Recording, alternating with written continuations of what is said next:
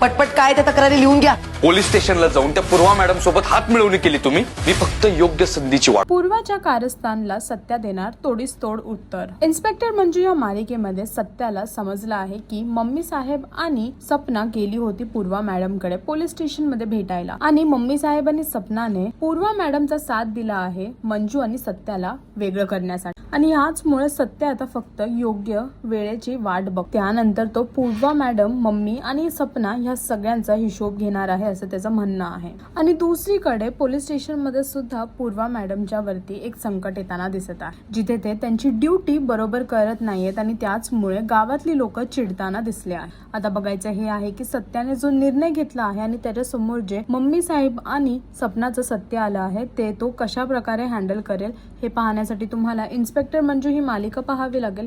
आणि अजून अशी लेटेस्ट अपडेट्ससाठी टेलीचक्कर रिजनलला सबस्क्राईब करायला विसरू नका.